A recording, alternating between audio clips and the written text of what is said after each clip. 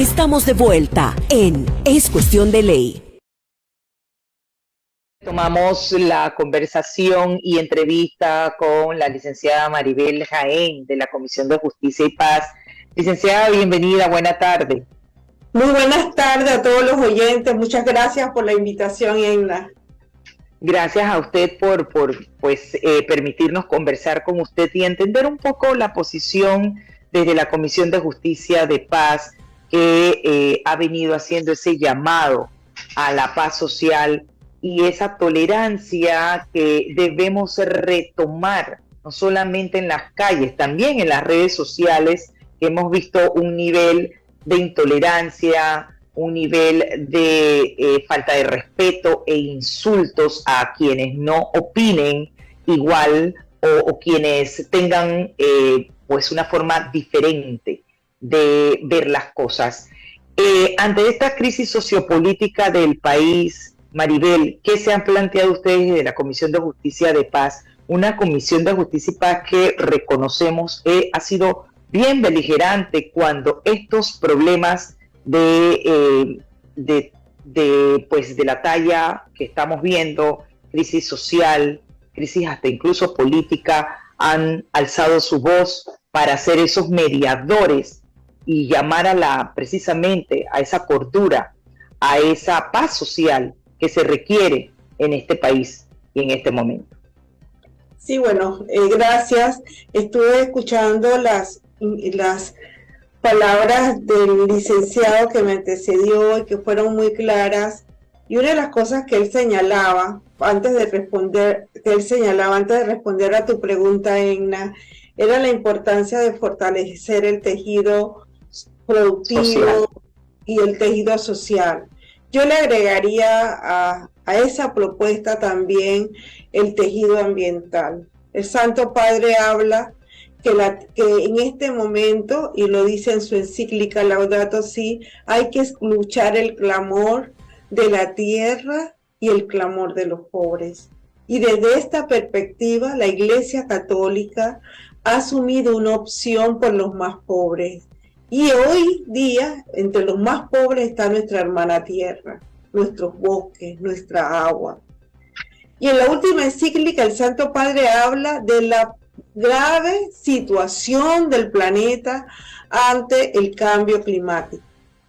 Por eso, la Iglesia ha asumido, como muy bien tú lo decías, no es que estábamos a favor de un grupo, estamos a favor de la vida del planeta, de la dignidad de la gente. Y esa ha sido la posición histórica de la Iglesia, incluso te voy a decir, desde la posición de aquí de Panamá. Los primeros que luchábamos contra las minerías, recuerdo sobre todo lo que fue Cerro Colorado en la década del 70, fue la conferencia episcopal, fue el obispado de David, liderizado por el obispo de ese entonces, Monseñor Daniel Núñez. Fue la primera carta donde los obispos hablaban sobre un tema social. Y así históricamente la Iglesia, no de ahora por un contrato minero, históricamente ha estado planteando la importancia de revisar el modelo extractivista por un modelo de desarrollo social y económico más humano y más sostenible. En cuanto al tema de lo que me señala sobre la importancia de nuestras intervenciones, la Iglesia no ha dejado desde sus agentes pastorales de caminar en medio de toda esta situación, porque la Iglesia no está por encima de las contradicciones sociales. La Iglesia como institución social forma parte de esas instituciones. Si bien en muchos espacios hemos participado de diálogos, creemos como Iglesia que el diálogo es muy importante y la Iglesia siempre tiene que llamar a ser puente, a ser punto de encuentro, a la escucha, ¿no? Activa. Y hoy día, por supuesto, nosotros lo que estamos planteando es que hay que trabajar las causas que han generado esta crisis, que se ha señalado por muchas personas cuáles son las causas que han generado la crisis y que el contrato minero ha sido la punta del iceberg de toda una deuda social que distintas administraciones han tenido. Entonces, bueno, siempre estaremos abiertos al diálogo, pero con diálogos realmente de respeto, porque se llegan a acuerdos. Fíjate, si hay un país que ha dialogado, se llama Panamá. ¿Te acuerdas? Los diálogos de Bambito, de Coronado, la concertación nacional, en la crisis participamos en el diálogo, todos estos ya tienen objetivos sociales, pero pasa una administración y pasa otra y no se cumple. Y hay un grave problema de confianza de la población hacia las autoridades. Dicho eso, si hay un cúmulo de deudas pendientes y hartazgo, como bien se define, de la población, ¿por qué razón no se separa una cosa de la otra? Y hablo no se separa porque hay estos grupos que mantienen secuestrados, cerradas las calles y que han restringido la movilidad y por supuesto afectado un sinnúmero de cosas como la salud, las citas médicas, la comida, etcétera. ¿Por qué razón en este espacio no aprovecha la iglesia con esa trayectoria de hacer ese llamado al diálogo, a la sensatez, a deponer posturas, a dar un paso de inflexión y que no se sigan permitiendo estos cierres de calle, porque ya las reclamaciones ya están los recursos dilucidándose en la Corte, y hacer ese llamado a que se respete el derecho de los transeúntes, que se siga protestando, pero de otra manera, sin esta afectación que se le está causando al país. Tenemos 3 personas muertas, que eso no debió llegarse a ese punto. Y si hay un hartazgo contra el gobierno o contra los gobiernos que han antecedido, porque aquí si se habla de deudas históricas, de situaciones sociales que no se han resuelto, eso hay que decirlo que ha sido histórico, porque gobiernos van, gobiernos vienen y los problemas se mantienen, ¿sí? Entonces, ¿por qué razón en ese interino dice la iglesia, bueno, vamos, no podemos perder el objetivo de la lucha? Porque si la lucha realmente es, y el llamado el Papa es a eso, al respeto de los más vulnerables, a conservar nuestro ambiente, pero no a costa de cierres de calle y afectaciones y secuestro de las personas que tienen o sea, tienen que seguir produciendo el sector agrícola, la leche perdiéndose. Eso realmente eso no tiene ni pie ni cabeza, Maribel. Tú sabes que en este país diariamente se producen alrededor de unas 10 protestas sociales en las comunidades, 10 protestas de cierre de calles en las comunidades, producto de que en estas comunidades, en las comunidades urbano-marginales nuestras o de pobreza, la gente no tiene agua, la gente no tiene problemas de la energía, se cortan, se dañan los equipos, hay un serio problema con los trabajadores y la calidad del empleo. Hay una serie de temas necesarios para que una ciudad mínimamente se mantenga y la población sobreviva. No estoy hablando de que vivan, sobrevivan. ¿Y por qué tú crees, Edna, que se dan estas protestas en la calle? ¿Qué es lo que dice la población? Que hacen las denuncias y nadie los escucha. ¿Cuándo los escuchan? Cuando salen a la calle y cuando cierran a la calle. Si ese es el ejercicio de las autoridades, de ser indiferente de las necesidades de la gente aprendió que para luchar tiene que bloquear las calles, pero no es porque la gente sea mala. El problema no está en la gente, el problema está en las autoridades que no cumplieron. A ver. ¿Y quién tiene la responsabilidad de poner cada así? No es la gente, son las autoridades que no han cumplido. A ver, ¿de quién es la responsabilidad? Que después de meses de demanda, de preguntas que se hacían en el pacto del bicentenario sobre el tema, donde especialistas, pobladores, fueron a la asamblea, se han hecho, pero no se les escuchó en 48 horas. se aprobó un contrato. Ahora bien, ¿cuál es el problema? Es cómo las autoridades gestionan el poder. Y eso, de una u otra forma, afecta a las comunidades. El poder emana del pueblo, no emana de los intereses de grandes empresas, ¿no? Entonces, eso es importante. Pero también es importante, Egna, decir lo siguiente.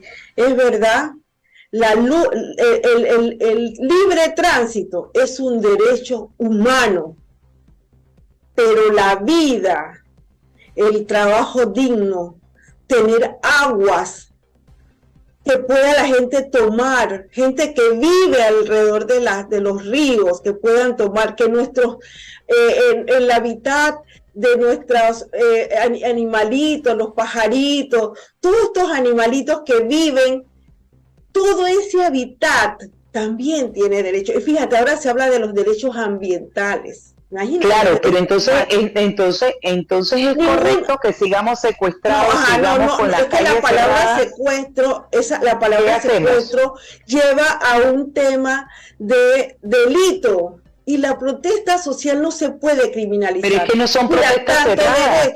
Las protestas sí, pacíficas es un derecho constitucional. Pero el que cierren las calles es un delito penal. Ajá, es un delito limitar el libre tránsito. Lo que se está haciendo hoy día de limitar el libre tránsito y cerrar las calles como lo están haciendo, que ahí están los ambientalistas defendiendo el ambiente y tanto le importa que queman llantas, cortan los palos para ponerlo y atravesar la calle. Entonces, ¿de qué interés estamos hablando ambiental si estás quemando llantas y estás afectando el ambiente? Que es un tema contradictorio también, Maribel. O sea, que no me puedes decir que hay una... Es contradictorio. Fíjate, o sea, tienes derecho a reclamar, pero no tienes derecho a limitarme el libre tránsito porque estás cometiendo un delito. Y ahí es donde yo pongo el dedo en la llaga. No podemos aplaudir ni permitir que se siga, y sobre todo utilizando una agenda oculta, aprovechándose del momento, de la circunstancia de que en un par de meses vienen las elecciones. Porque me permite, claro que sí. Y termino con esto. Todos tenemos la responsabilidad. Todos tenemos una cuota de responsabilidad. Porque esos gobernantes, los que están dirigiendo el país, no llegaron solos. Llegaron por eso que no tienen agua, que no tienen luz, que pues, tenemos la culpa. Entonces, ese nivel de hartazgo hay que demostrarlo precisamente ahora en mayo. Ojalá que se acuerden de todo esto que están haciendo. Ojalá, porque ahí es que tenemos que pasarle a ellos la factura. A ver, acuérdate que los derechos humanos son integrales. No pueden haber derechos ambientales por un lado, derechos económicos por otro lado, derechos políticos por otro lado. Son integrales, son interdisciplinarios, ¿verdad? Eso es muy importante saberlo. Cuando hablamos de derechos económicos y sociales, esta gente que está protestando ha sido violentada. Yo no te digo a ti, yo entiendo la angustia de los productores, sobre todo los pequeños productores, que no tienen ningún espacio en los grandes mercados en este país. Yo entiendo eso. También el derecho a la salud de miles de panameños que van a buscar los servicios básicos de salud y son totalmente precarios, a pesar de que por toda su vida como trabajadores le han sacado al seguro social. Es una violación de los derechos económicos y sociales. Yo no estoy diciendo que aquí nosotros tenemos que ponernos los panameños a pelearnos unos con otros, pero no se puede criminalizar la protesta, no se puede criminalizar. Aquí nadie ha criminalizado la protesta. Lo que se tiene que hacer, hermana, lo que tenemos que hacer, la ciudadanía tiene una responsabilidad y las autoridades tienen otra. Y todos debemos trabajar con esa corresponsabilidad para tener una vida digna. ¿Y qué es lo que dicen nuestras comunidades? ¿Cuál es la percepción de las comunidades? Que aquí se gobierna para un pequeño grupo en detrimento de la gran mayoría de los panameños. Entonces, si vamos a cuestionar, y yo creo, mira, Egna, yo soy una de las que he dicho que hay que hacer corredores humanitarios. Yo soy una de las que defiendo a los pequeños productores que han sido afectados por una decisión política que no fue de los indígenas, ni fueron de los gremios, una decisión política que ha tenido graves consecuencias en este país. Entonces yo creo, hermana, que como sociedad, como iglesia, porque yo no te estoy hablando a ti como mujer, te estoy hablando como una mujer profundamente católica y ciudadana de este país, que todos tenemos la responsabilidad de construir un Panamá posible más justo. Y que el problema aquí no es un tema del contrato minero, aquí hay un problema de justicia social profundo y de inequidad social profunda. Y aquí entonces, todos sabemos que la justicia también ha sido selectiva. ¿Por qué la gente no cree en el órgano judicial? Porque hemos sido testigos de cómo se ha jugado con este país. Entonces hay un tema de confianza, Edna, y un grave problema ético-moral que traspasa hasta la religión, fíjate. Eso lo entiendo perfectamente. Lo que yo quiero llegar al punto de la comprensión, o mejor dicho, de entender la incomprensión y la quizás o sea, porque están siendo testaduros de no ceder y abrir las calles para no afectar a los pequeños productores, no afectar a esa persona que va a buscar su salud, que están perdiendo citas médicas. Esa es la parte. Es que aquí nadie ha dicho que no protesten. Sigan protestando todo lo que quieran, sigan en las calles perdiendo sus trabajos, porque los trabajos se están perdiendo, que sigan. Nadie les ha dicho que no sigan protestando, ese es su derecho. El tema aquí, licenciada Maribel, es que cerrando las calles no se vale. No se vale cerrando las calles, porque el problema es ese. ¿Por qué cerrar las vías? Continúen protestando, porque es que se está afectando, fíjese que ni siquiera aquel que tiene la posibilidad de coger un helicóptero y llegar al punto, o irse por mar, no lo están afectando a ellos. Nos estamos afectando entre nosotros mismos.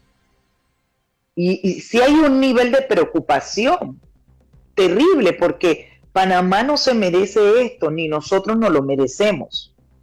No, entonces, fíjate, Panamá no se merece, hermanita, una mina que iba a destruir para siempre todo. Bueno, pero es que ya, imagínate, un pedacito de terreno con bosques frágiles en medio del corredor mesoamericano.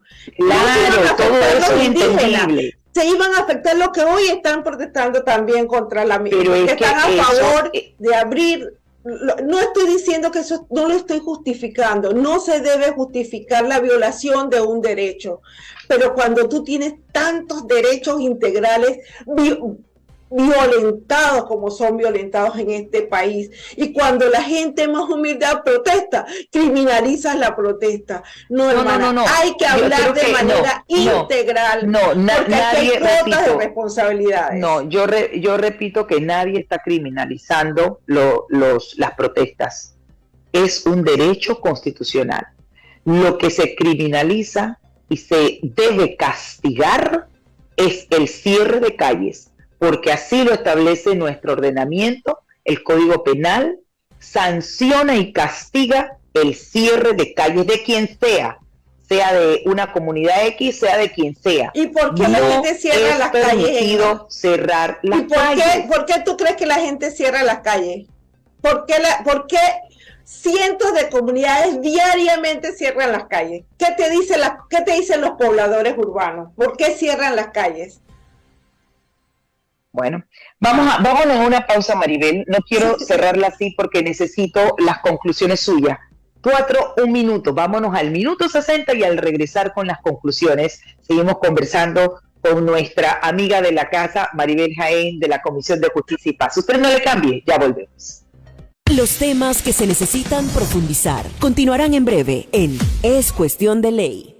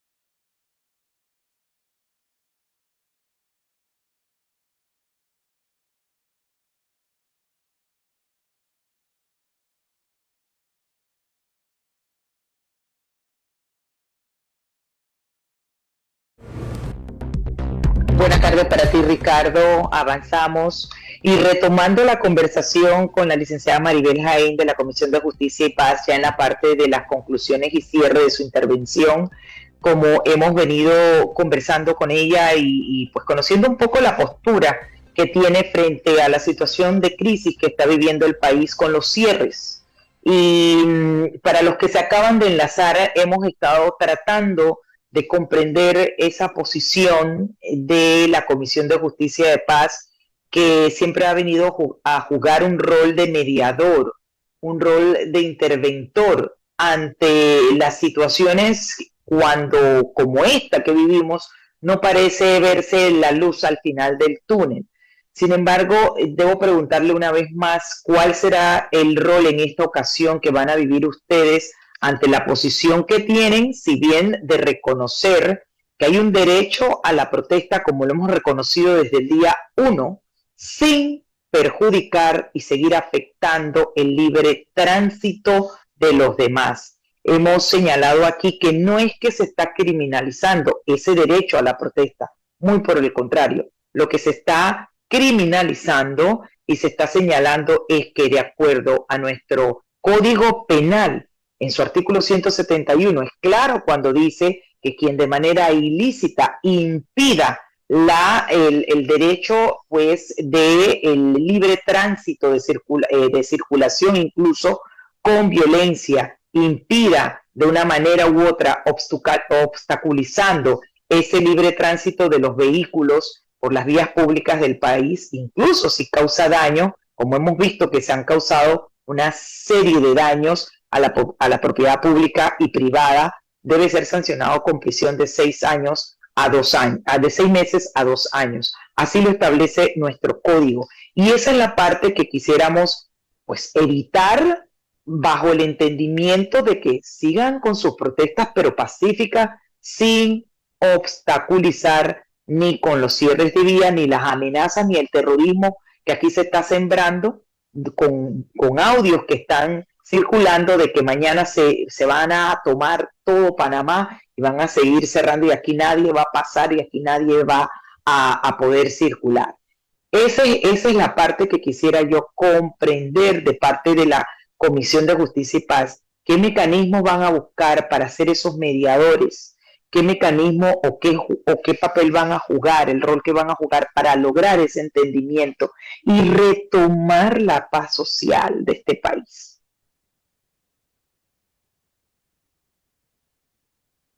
El micrófono. El micrófono se volvió a hacer. Ahora sí, me parece muy interesante lo que tú planteas, Egna, porque de verdad que este país necesita estabilizarse y retomar el camino. Y ese camino se va a retomar en la medida que se busquen los mecanismos que impidan, por ejemplo, el enriquecimiento ilícito, el clientelismo, que realmente es el fondo de las causas que ha llevado a la población a estos niveles de hartazgo. Y eso también lo dice la Constitución y la ley. Y vemos que para esos sectores que han tenido un enriquecimiento injustificado, no hay ley.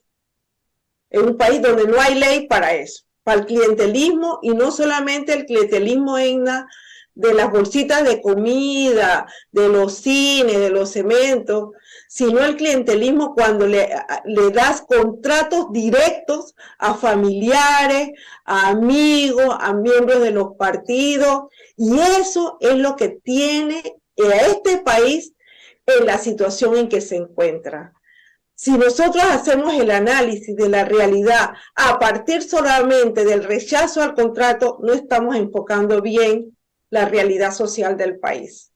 Hay que penalizar, y no ha habido certeza de castigo a esas penas gravísimas. También nosotros tenemos claro que como iglesia, nosotros somos apenas una instancia, como es la Comisión de Justicia y Paz de Laicos, no de la iglesia. Siempre vamos a llamar al diálogo y al encuentro, como estamos llamando ahora, como estamos llamando a las personas que asumieron una responsabilidad y tienen la responsabilidad de asumir las causas y sacar a este país del hueco donde lo han metido. Eso por una parte. Lo segundo, que yo creo también que este país necesita ya retomar su vida normal. Para todos estamos afectados por decisiones incorrectas desde el punto de vista político, con serias consecuencias a la estabilidad de este país, y lo que nosotros llamaríamos a las autoridades a asumir su rol, como lo establece muy bien la Constitución, en clave de derechos humanos integrales, no solamente mirando a los que están en el último eslabón de la cadena de responsabilidades, como son nuestros pueblos empobrecidos, al que también hacemos un llamado de que creo que han abierto ya se ha abierto algunos corredores. Entonces yo sí creo que el papel que nos toca en este momento, a todos como país, es buscar una salida justa, equitativa y sostenible para todos. Y la crisis es tan profunda, Edna, que no es de que, bueno, vamos a sentarnos en una mesa y cuando levantan el paro, los compromisos no se cumplen. No, Edna, la situación cada vez se ha agravado más. Y esto tienen que ser las fuerzas sociales, las fuerzas económicas y las fuerzas políticas las que tienen que ponerse de acuerdo, ¿no? Porque es posible un Panamá más justo. Y la gente necesita recuperar la confianza en sus instituciones.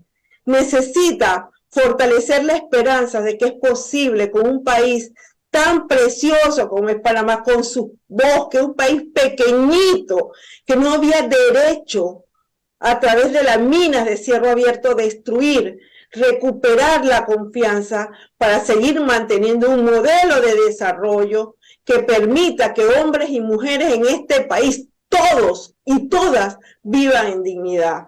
Entonces no me pidas que yo diga, levante la mano, yo quisiera apoyar, ojalá eso estuviera en la decisión de una persona. No, eso no está en la decisión de una persona. Eso está en la decisión de la sociedad panameña, principalmente los sectores de poder económico y político en este país. ¿Cómo recuperamos esa confianza en las instituciones? ¿Qué mensaje final de paz, de sosiego, de tolerancia, de menos toxicidad? Porque fíjese, el problema es que cuando tomamos posturas muy radicales, tampoco nos llevan a ningún lado. Las posturas radicales no conducen ni abren la puerta al diálogo y a la mediación y retomar la paz y el sosiego de este país.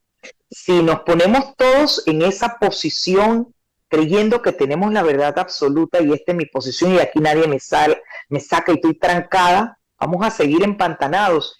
Sí, y el país es de todos. El país es de todos y nos estamos pegando un tiro en el pie. Te lo voy a responder desde el Evangelio. ¿Tú sabes cómo trabajó Jesús en la tierra? Primero, partiendo del análisis de la realidad, partiendo de la comunidad, cómo vivían las comunidades de ese entonces. Segundo, trabajando en equipo. No era que tenían a los sacerdotes trabajando, no. Vamos a todos a trabajar. ¿Sabes cómo se llama hoy? Participación ciudadana. Tercero, haciendo opción por los más pobres. Y cuarto, ¿sabes qué nos mediaba? El amor. Y eso es lo que nosotros tenemos que recuperar. Y no estamos hablando del amor de pareja, no. Estamos hablando del amor al hermano. Que la vida de nuestros hermanos, que nadie se muera por falta de un medicamento. Que los jóvenes puedan tener educación de calidad, ese es ese amor, y que puedan acceder a mercados laborales decentes, puedan hacer sus familias. Así es, ese es el camino desde el Evangelio que el Señor nos ha enseñado. Y ningún católico o ningún cristiano puede ser buen cristiano y buen ciudadano si no se pone al lado de los más pobres. Y por eso yo te comento esto, no radicalizando ni estar al lado de los pobres, muy por el contrario, nos hace más cristianos. Y yo creo que esa es la esperanza de un continente de la esperanza. La esperanza de que es posible un país mejor. Bueno, en este momento, lamentablemente, el mensaje no se está alcanzando de esa manera.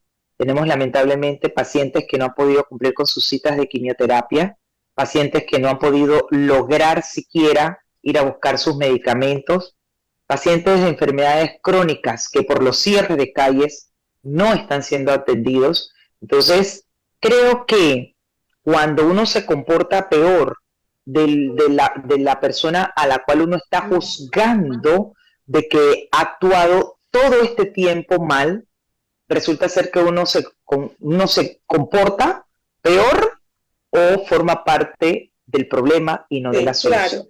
Claro. Pero tenemos que... Sí, fíjate, mamá, mira, es que los pacientes, fíjate cómo está el oncológico, rogándole al presidente que ese presupuesto lo bajen y lo lleven al hospital oncológico. No por la protesta, no, la protesta afecta, agrava la situación. Rogarle al presidente que los niños con cáncer puedan tener mejor medicamento. ¿Ves? Rogarle al Ejecutivo y a los que nos gobiernan que los pequeños productores se les apoye para tener productos y insumos para que puedan tener voy a volver repito, y con eso concluyo. No es la protesta, son los cierres de calle lo que está afectando al país. No son la protesta. Sigan protestando, es el derecho, es la forma como se están llevando a cabo las cosas, que no está permitiendo el libre tránsito, y allí sí hay un delito que tiene que ser atendido y de manera urgente. Las protestas, repito, es un derecho. Todo ser humano tiene derecho a protestar, constitucionalmente hablando, tienen derecho a seguir haciéndolo de manera pacífica y organizada como lo hemos venido observando, pero nadie tiene derecho a privarme a mí al libre tránsito, a cerrarme las calles con llanta, ni a quitarnos la vida, madera, ni a quitarme la comida, que yo vaya al supermercado y no encontrar nada, ni tampoco que yo no pueda ser muy bien, muy bien. Pero no solo la protesta, sino que los estados tienen que proporcionar todo eso permanentemente. No ahora, no solamente ahora, permanentemente, Egna. Eso que tú estás diciendo hay que seguir diciéndolo en voz alta, permanentemente. Permanentemente, la vida es importante, para la gente, y eso, la protesta, no podemos, y tienes razón, no podemos impedir que pasen los medicamentos, pero no solamente por la protesta, esa es una demanda permanente, porque la calidad de los enfermos, yo tengo familiares con enfermedades de cáncer, y no tienen la mejor calidad de los servicios, Egna, no los tienen.